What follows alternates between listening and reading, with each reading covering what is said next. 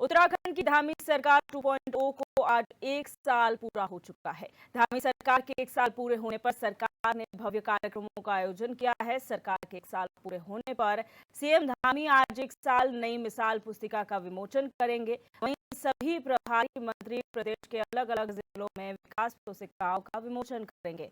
इसके साथ ही समाज कल्याण विभाग अगले 1 हफ्ते तक विशेष अभियान चलाएगा। मीडिया के सामने सूबे के मुखिया पुष्कर सिंह धामी ने अपने 1 साल के कार्यकाल की कुछ उपलब्धियों को रखा। सीएम धामी ने कहा कि सरकार अपने अगले 10 सालों के रोड मैप को आगे ले जाते हुए निरंतर विकास की ओर बढ़ रही है।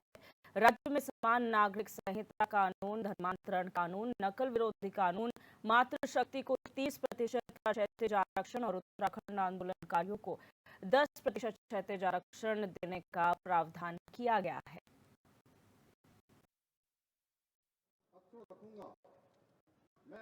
देखिए, जो हमने संकल्प लिए थे या जो हमने उत्तराखंड की देवतुल्य जनता के आशाओं अपेक्षाओं के अनुरूप एक पल भी रुके बिना लगातार हम फैसले ले रहे हैं और लगातार आगे बढ़ रहे हैं। और जो हमारा अगले 10 सालों का रोड मैप है, उस रोड मैप के आधार पर सारे विभाग आगे बढ़े। 1 साल में हमने बहुत सारे जरूरी निर्णय लिए, जिसमें समान नागरिक संहिता हो, चाहे धर्मांतरण का कानून हो या नकल विरोधी अभियान हो, मातृशक्ति को 30% का क्षैतिज आरक्षण हो, उत्तराखंड आंदोलनकारियों का 10% का आरक्षण हो, ऐसे अनेकों कार्य। और मातृशक्ति के लिए 1,76,000 परिवारों को, अंत्योदय के जो कार्ड धारक हैं उन सभी को 3 सिलेंडर 1 साल में निःशुल्क भरे जाने का जो हमने संकल्प लिया था, वह भी हमारा सफलतापूर्वक आगे बढ़ रहा है।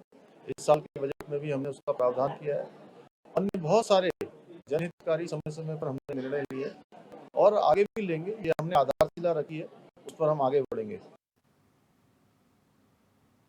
और हमारे संवाददाता रोहित विक्रम सिंह हमारे साथ लाइव जुड़ चुके हैं न्यूज रूम से। रोहित, आज धामी सरकार 2.0 के 1 साल का कार्यकाल पूरा हो चुका है। क्या आज के खास कार्यक्रम रहने वाले और किस तरीके से अपनी उपलब्धियों को जनता के सामने रखने की कोशिश धामी सरकार करेगी? देखिए दिव्या, मुख्यमंत्री पुष्कर सिंह धामी के सामने बहुत सारी चुनौतियां आई, लेकिन उन चुनौतियों को भेद कर मुख्यमंत्री पुष्कर सिंह धामी ने आखिरकार अपने 1 साल का कार्यकाल पूरा कर लिया है। बड़ी उपलब्धि उनके सामने ये है कि वो अब तक के उत्तराखंड के सबसे कम उम्र के मुख्यमंत्री रहे हैं और एकमात्र ऐसे मुख्यमंत्री रहे हैं जिन्होंने दूसरा शासनकाल अपना दोहराया है। और एक मिथ्य को उनके नेतृत्व में तोड़ा गया है कि कोई भी राजनीतिक दल दोबारा सत्ता में नहीं आ पाता।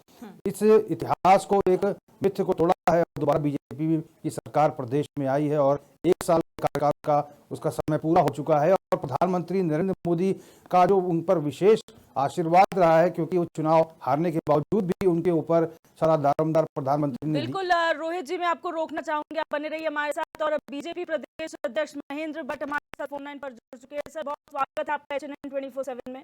जी नमस्ते सर, बहुत शुभकामनाएं आपको। धामी सरकार का 1 साल का कार्यकाल पूरा हो चुका है। किस तरीके से इन 1 सालों की उपलब्धियों को आप देखते हैं सर?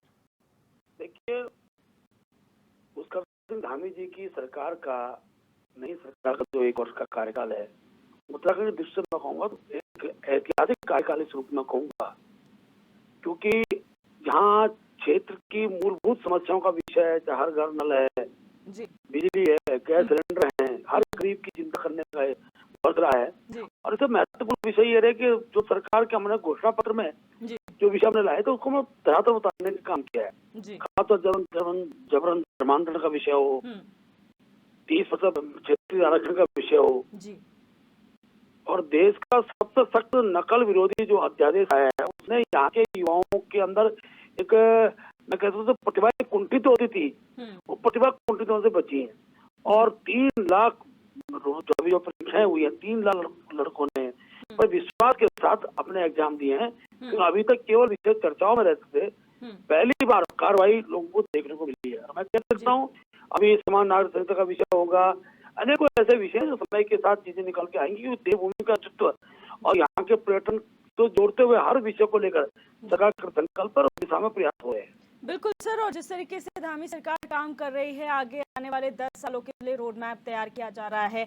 आज के अगर कार्यक्रमों की बात की जाए तो किस तरीके के कार्यक्रम आयोजित किए जा रहे हैं और आगे आने वाला रोड मैप क्या है? क्योंकि कई सारी अपॉर्चुनिटीज है, G20 सम्मेलन है, यहाँ पर कई ऐसी महत्वपूर्ण जिम्मेदारियां मुख्यमंत्री के कंधों पर है।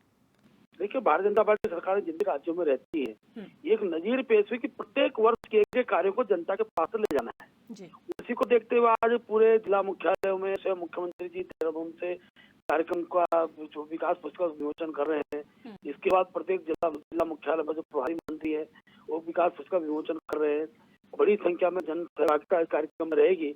इसके साथ साथ 24 तारीख से 30 तारीख तक प्रत्येक विकास खंडों के अंदर सरकार द्वारा बहुत से शिविर लग रहे हैं, क्योंकि अभी तक जो लाभार्थी हैं जिनको लाभ मिलना चाहिए उनको प्रत्यक्ष लाभ मिल सके, उसमें किसी प्रकार की एक प्रकार से मैं कह सकता हूँ कि किसी एक एक व्यक्ति को जो उसका पात्र है उस तक वो पहुंचे, इसको प्रत्यक्ष रूप से जनता के बीच में जाकर उन्हीं के माध्यम उन्हीं के कार्यक्रम को लेकर ये लाभार्थियों का सम्मान करने का जो कार्य है वो सभी जिला मुख्यालय पर होगा।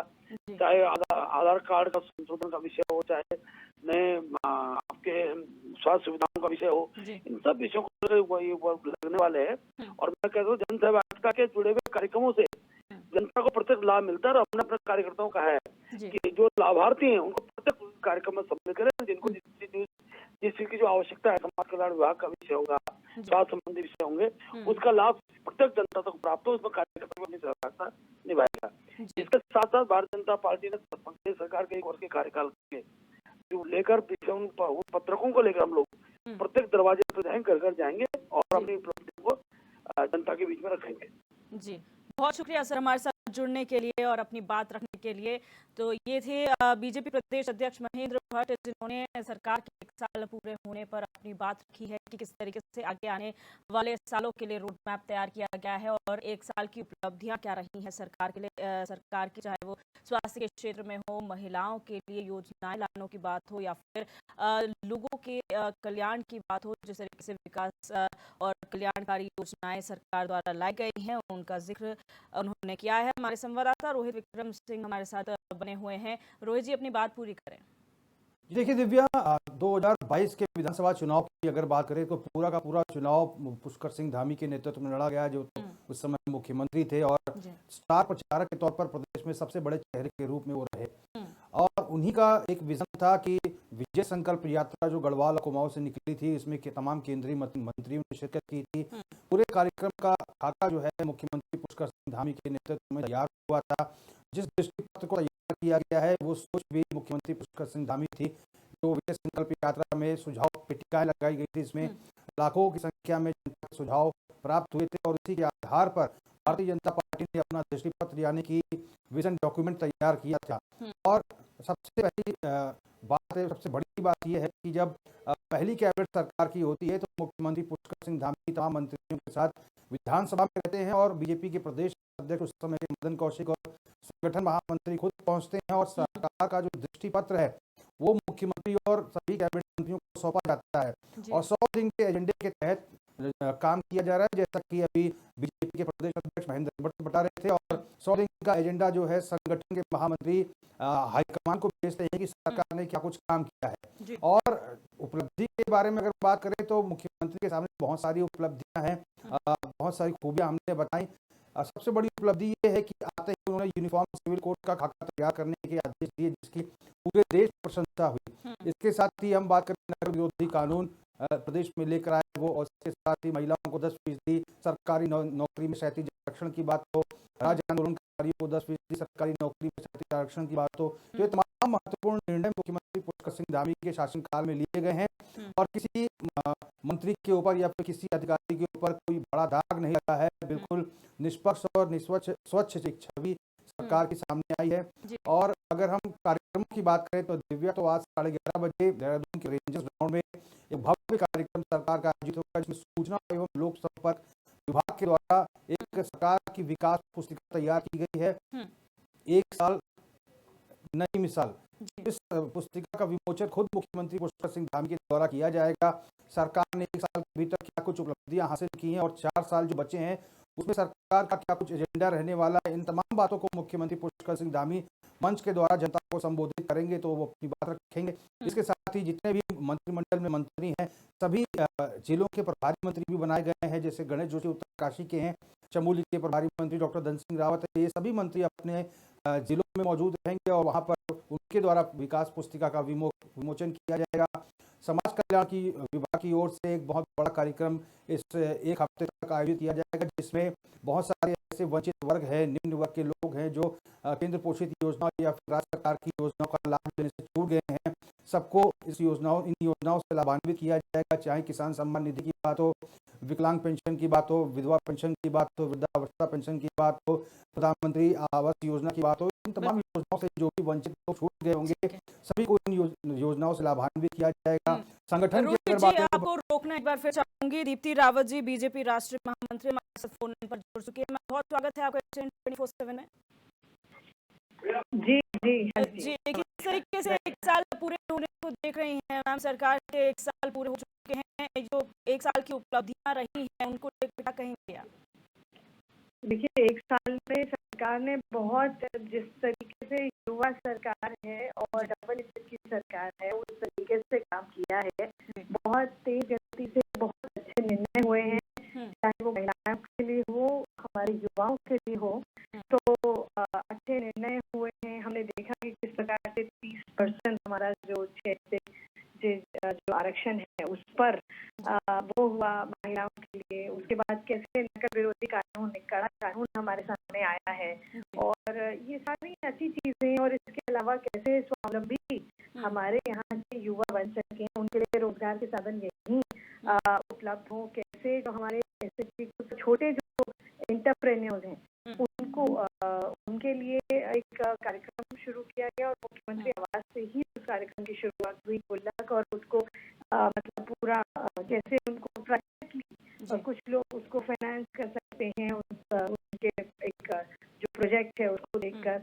तो बहुत सारी अच्छी चीजें शुरू हुई, और अच्छा सरकार ने 1 साल में काफी कुछ हासिल किया है मैं कहूँगी, और युवा सरकार है तो बहुत तेज गति से चल भी रही है। बिल्कुल मैम, जो ये 1 साल रहा है उसमें चुनौतियां मुख्यमंत्री के सामने बहुत सारी रही हैं, क्योंकि युवा मुख्यमंत्री, इसलिए एक्सपेक्टेशंस भी बहुत ज्यादा थी। और अब जिस तरीके से कहा है कि आने वाला दशक उत्तराखंड का दशक होगा, आप क्या मानती है किस तरीके से और चुनौतियों को पार पाने के लिए काम किया जाएगा इस प्रदेश में? देखिए, जब कोई व्यक्ति जो जो निर्णय लेते हैं, जब हमारे जो सीनियर्स हैं वो बात करते हैं, और वहाँ से जब निर्णय होता है तो वो कुछ देख के जरूर करते हैं। जब मोदी जी, मैं कहूँगी कि हमारे प्रधानमंत्री जी का भरोसा हमारे युवा मुख्यमंत्री जी पर है, और क्या चुनौतियाँ तो जरूर आती हैं, सभी के सामने आती हैं, लेकिन उससे कैसे निकलना है, अच्छे से निकलना है, वो बात है, और बहुत अच्छे से कर भी रहे हैं, ऐसा नहीं है।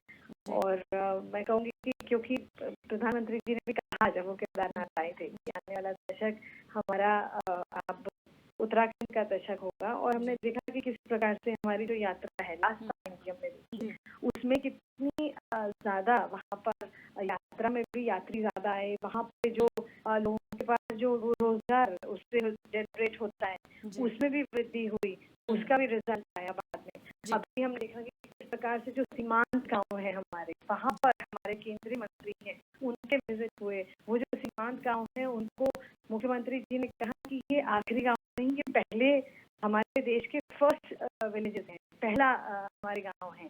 तो प्रधानमंत्री जी ने भी उसको किया। तो मैं कहूँगी कि जो चीजें कभी हुई नहीं आजादी के बाद, जो होनी चाहिए थी, हमारे जो सीमावर्ती इलाके हैं, जो दूरस्थ इलाके हैं, उनका विकास होना चाहिए था, वहाँ अस्पताल, वहाँ रोड, वहाँ स्कूल होना चाहिए था, वो आज तक नहीं हुआ। लेकिन आज प्रधानमंत्री जी और हमारी सरकार, क्योंकि एक ही डबल इंजन की सरकार है, मैंने कहा, क्योंकि एक ही है, तो इसीलिए वो काम बहुत तेज गति से हो रहा है। तो मुझे लगता है उत्तराखंड का जो आने वाला समय भी है वो भी बहुत उज्जवल है, और सरकार का भी उज्जवल समय है, और अच्छे से यहाँ तेज गति से प्रदेश का विकास होगा। बिल्कुल मैम, बहुत शुक्रिया हमारे साथ जुड़ने के लिए। और अब हमारे साथ फोन लाइन पर जुड़ चुके हैं कांग्रेस के प्रदेश अध्यक्ष करण महाराज। सर, बहुत स्वागत है आपका एचएन 24/7 में। नमस्कार। सर, आज उत्तराखंड सरकार 2.0 के 1 साल का कार्यकाल पूरा हो चुका है। किस तरीके से आप इस 1 साल को देखते हैं सर? देखिए, पूरी तरीके से फेलियर है। अभी मैं मैम की बात सुन रहा था। जी। आधुनिक भारत का निर्माण कांग्रेस ने किया। नवोदय, केंद्रीय विद्यालय, पॉलिटेक्निक, आईआईटी, आईआईएम, एम्स, ये सब की स्थापना, नवरत्न कंपनियों की स्थापना हमारे कांग्रेस पार्टी ने ही किए हैं। जी। और जब जहाँ सुई नहीं बनती थी वहाँ इतना डेवलपमेंट, आधुनिक भारत का निर्माण कांग्रेस ने किया। वहीं 1 साल की आपने बात कही है, जी। तो मैं ये कहना चाहूंगा, अंकिता मर्डर केस जिसमें बीआई का नाम आज तक पता नहीं चला, लॉ एंड ऑर्डर बुरी तरह बिगड़ा हुआ है उत्तराखंड का। हर 24 घंटे में एक महिला का बलात्कार होता है। ये मैं नहीं कह रहा हूँ, नेशनल क्राइम ब्यूरो की रिपोर्ट कहती है 2021 की। उसके अलावा जोशीमठ जो 80 करोड़ से ज्यादा हिंदुओं का आस्था का केंद्र है, उसके संग जिस तरीके से मिसहैंडलिंग हुई, जब गृहिणी की घटना घटी, 2 साल इस घटना को हो चुके हैं। अगर प्रिवेंटिव में इन्होंने कुछ कदम उठाए होते तो आज जोशीमठ के हालात नहीं होते। उसके अलावा कांग्रेस ने जॉलीग्रांट एयरपोर्ट का नाम शंकराचार्य के नाम पर रखने का प्रस्ताव किया, जिसको इनकी सरकार ने बदलकर अटल बिहारी वाजपेयी के नाम का प्रस्ताव भेजा है। मेरे समझ में नहीं आता था कि बात करने वाली भारतीय जनता पार्टी शंकराचार्य जी के नाम से क्यों इतनी परेशानी है। साथ में बड़े भर्ती घोटाले हुए हैं और भर्ती घोटालों में एस राजू जी ने इस्तीफा दिया, तात्कालिक अध्यक्ष ने, और सरकार पर आरोप लगा के सबसे कुछ नेता मुझे जांच नहीं करने दे रहे। एक तरफ गन्ने से बनने वाली चीनी महंगी हुई है, सीरे से बनने वाला अल्कोहल महंगा हुआ है, लेकिन गन्ना किसानों का पुराना भुगतान नहीं हुआ और नया सर्कल रेट उनको जो उनको रेट मिलना चाहिए था, समर्थन मूल्य, वो नहीं मिला है। और साथ ही मैं ये भी कहना चाहूंगा कि ब्लेंडर सस्ती हो गई और गैस का सिलेंडर महंगा हो गया है। तो ये उपलब्धि है धामी जी की सरकार की। और हमारे यहाँ तो लॉ एंड ऑर्डर इतना बिगड़ा हुआ है कि राजधानी में एक लड़के को मारा जाता है, 10 दिन तक कार्रवाई नहीं होती। जब लड़के की मृत्यु हो जाती है और कांग्रेस का अध्यक्ष उसमें धरने में बैठता है, तब जाके गिरफ्तारी की जाती है 10वें दिन। तो ये हालात है। आतंकवादी पकड़ते हैं, यूपी की पुलिस आके हरिद्वार में आतंकवादियों को पकड़ती, जो लंबे समय से वहाँ रह रहे थे। तो ये कुल मिलाकर इनकी सरकार का आईना है कि, और दूसरा, चाहे वो अंकिता भंडारी मर्डर केस हो, चाहे वो भर्ती घोटाले हो, उसमें बीजेपी के ही कार्यकर्ता क्यों पकड़े जा रहे हैं? हर खराब काम में बीजेपी का ही कार्यकर्ता क्यों पकड़ा जा रहा है? भर्ती घोटाले में जहाँ हाकम सिंह इनका जिला पंचायत सदस्य पकड़ा गया, वहीं इनका मंगलौर का मंडल अध्यक्ष पकड़ा गया, गोपन के अधिकारी पकड़े गए। और ये जो भर्ती घोटाला हुआ है उसमें एस राजू ने किस सफेद पोष नेता का नाम लिया है, वो भी सामने आना चाहिए। अंकिता मर्डर केस में जो अंकित और ये लोग पकड़े गए, ये सब बीजेपी के पदाधिकारी। आखिर क्या क्या उपलब्धि बताना चाहते हैं? महंगाई इतनी बढ़ गई, पानी महंगा कर दिया है, बिजली महंगी कर दी, लेकिन शराब सस्ती करने की बात सरकार कर रही है। जो देवभूमि को शराब में डुबाने की कार्रवाई कर रहे हो, काम कर रहे हो, उनसे क्या उम्मीद की जा सकती है? ठीक है सर, बहुत शुक्रिया हमारे साथ जुड़ने के लिए और अपनी बात हमारे साथ साझा करने के लिए। और हमारे संवाददाता रोहित विक्रम सिंह भी हमारे साथ जुड़े हुए हैं। रोहित, आपने सुना कांग्रेस प्रदेश अध्यक्ष करण महाराज को, जिस तरीके से उन्होंने जो विफलताएं बताई हैं सरकार की, जो उनके अकॉर्डिंग विफलताएं सरकार की है, आज जिस तरीके से जश्न भारतीय जनता पार्टी मना रही है, कांग्रेस से अगर बात की जाए तो कांग्रेस का क्या रुख है? आज का दिन कांग्रेस किस तरीके से जनता के बीच जाने वाली है? देखिए दिव्या, जहाँ मुख्यमंत्री के द्वारा विकास पुस्तिका का विमोचन किया जाएगा, सभी प्रभारी मंत्री विकास पुस्तिकाओं का विमोचन अपने अपने जिलों में करेंगे। संगठन के स्तर पर बड़े कार्य हो रहे हैं भारतीय जनता पार्टी के भीतर, जहाँ पर पत्रक छपाए गए हैं सरकार की उपलब्धि को लेकर, और जनसंपर्क अभियान के द्वारा इस 1 हफ्ते तक भारतीय जनता पार्टी का जो हार्डकोर कार्यकर्ता है उत्तराखंड में घर घर तक पहुंचेगा, सरकार की उपलब्धियों को जनता को बताएगा और आगामी 4 साल के एजेंडा सरकार का क्या है इसको रखेगा, और किन किन वादों को सरकार ने पूरा किया है, ये भी बीजेपी के जो तमाम कार्यकर्ता है वो जनता तक पहुंचेंगे तो अपनी बात रखेंगे। यहाँ तक कांग्रेस की अगर बात करें दिव्या, तो कांग्रेस इस मौके पर एक आरोप पत्र तैयार कर रही है, जिसमें अंकिता मर्डर केस की अगर बात करें या फिर जो भर्ती परीक्षाओं में नकल प्रकरण लगातार सामने आए हैं, सीबीआई की जांच हाईकोर्ट की सिटिंग जज के नेतृत्व में कांग्रेस कर रही थी, लेकिन सरकार ने सीबीआई की जांच को मंजूरी नहीं दी, लेकिन हाईकोर्ट के जज के नेतृत्व में जांच हो रही है। बेरोजगारी की बात हो, महंगाई की बात हो, बेरोजगारों पे हुए लाठीचार्ज मसले की बात हो, इन तमाम विषयों को लेकर कांग्रेस अपना आरोप पत्र तैयार कर रही है। और जोशीमठ में जो भूदसाव हुआ है, आपदा आई है, उसको लेकर भी सरकार के ढुलमुल रवैये पर भी कांग्रेस खासी नाराज है और इन तमाम विषयों को लेकर आरोप पत्र में इन तमाम मुद्दों को जगह दी जा रही है। और चूंकि कांग्रेस का इस समय हाथ से हाथ जोड़ो यात्रा गतिमान है प्रदेश में और 2 दिन बाद ये यात्रा समाप्त हो रही है, तो निश्चित तौर पर ये समझा जा सकता है, चाहे बीजेपी की प्रदेश सरकार हो या फिर विपक्षी दल कांग्रेस हो, सभी को पता है कि इस वर्ष निकाय चुनाव अक्टूबर से नवंबर के बीच में होंगे और अगले वर्ष 2024 में लोकसभा के चुनाव है। तो उसका आधार, उसकी बुनियाद कहीं ना कहीं दोनों राजनीतिक दल तैयार करने की फिराक में है और जो इसको सफलता हासिल होगी, जो अपने मुद्दों को जनता को समझाने में सार्थक साबित होगा, जिसे सफलता मिलेगी, सफलता आने वाले चुनाव में उसी को मिलने वाली है। और फिलहाल आज का दिन जो है सरकार के नाम है, क्योंकि सरकार के इस तरह से एक बड़ा कार्यक्रम अभी 11:30 बजे देहरादून के रेंजर्स ग्राउंड में प्रस्तावित है, जिसमें मुख्यमंत्री खुद जनता को संबोधित करेंगे। जी, और अगर सिर्फ मुख्यमंत्री की बात नहीं की जाए और जो मंत्री हैं, जो प्रभारी मंत्री अलग अलग जिलों के बनाए गए हैं, वहां पर भी भव्य कार्यक्रमों का आयोजन किया जाएगा। क्या दिशा निर्देश यहाँ पर दिए गए हैं, क्योंकि मुख्यमंत्री तो खुद राजधानी में रहकर यहाँ पर कमान संभालेंगे, लेकिन बाकी प्रभारी मंत्रियों का क्या, उनके लिए क्या कार्यक्रम डिसाइड किया गया है?